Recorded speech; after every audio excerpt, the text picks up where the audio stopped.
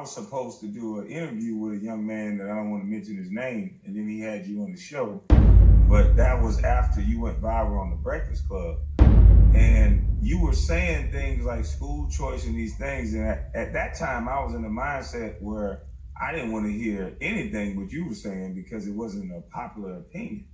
But the way they treated you made me go back and look up some of the things that you actually said. And what's confusing to me, what you actually said once you look it up. So does every other OBGYN. We don't need Planned Parenthood to provide those services. We can go to any health clinic and get those services. Not only that, Planned Parenthood was just offered $60 million from our federal government for those funds. They to take care of those other programs.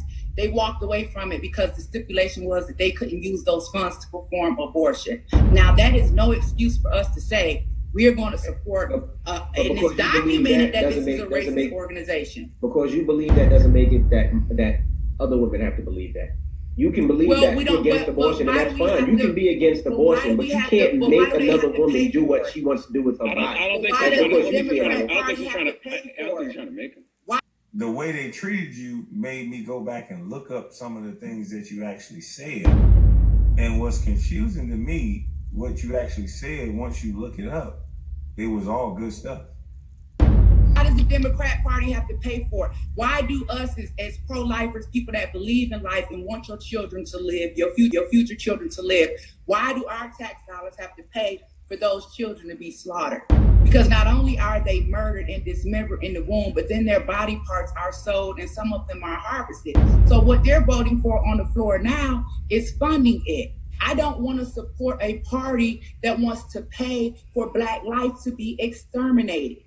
I do not support the Democrat Party. If you can't give Black women another option besides abortion, and if every time we come up as a Black people, as a community on the floor, the only thing we're being offered is free access to abortion, then that tells me you don't really care about Black life. Do you think that's the only option that's being offered? That's not the only option that's being offered. So tell me what else people have options. News.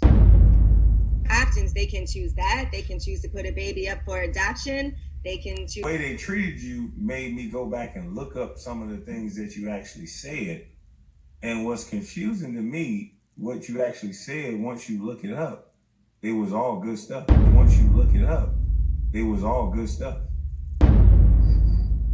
So what's going on with the disconnect with our community with good stuff with people they don't like?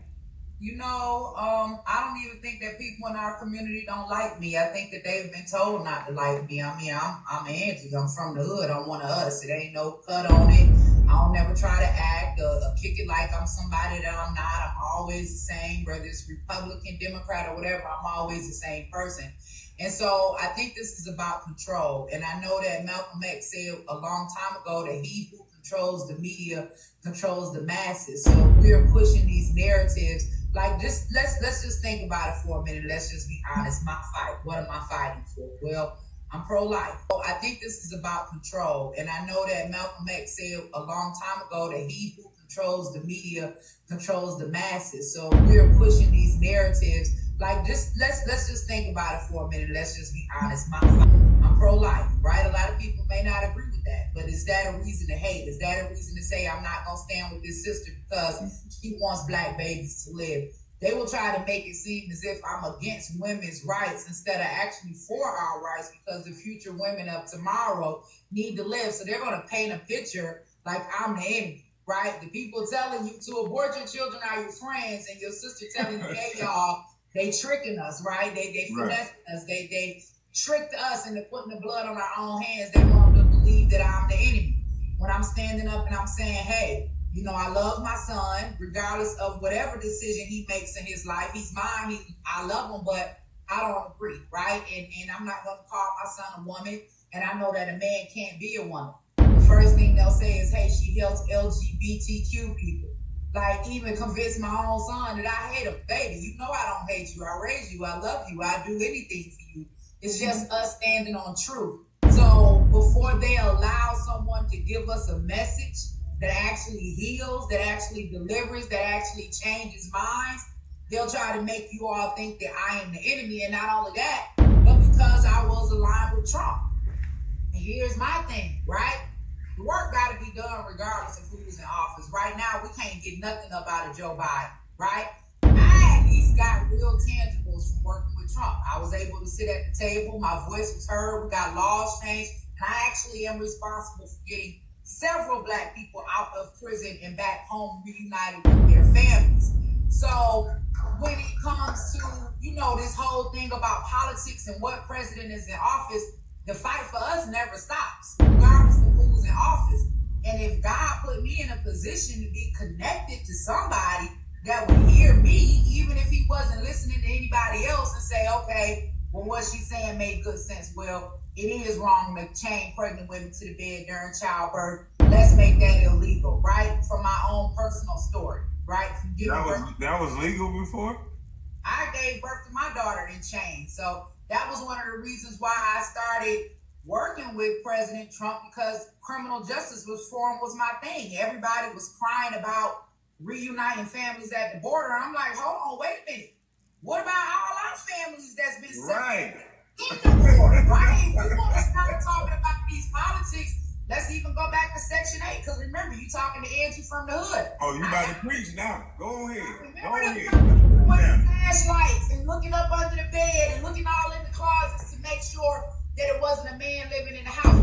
That's a form of family separation right there. To tell you, we'll take care of you and the children, but the man can't come in. So when we talk about a lot of these bills, even with Joe Biden being in office right now, we talking about President Trump apologizing for the Central Park 5. I want Joe Biden to apologize for the 94 crime bill, right? That massively incarcerated us. This is what we were fighting to overturn.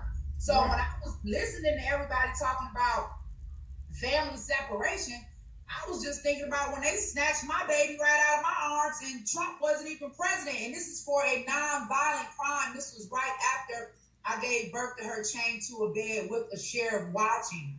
So it was my own personal experience that sent me into a Trump White House to share my story about what's going on in the Black community, what's happening with us. The reason why we keep committing crimes because we ain't got no money.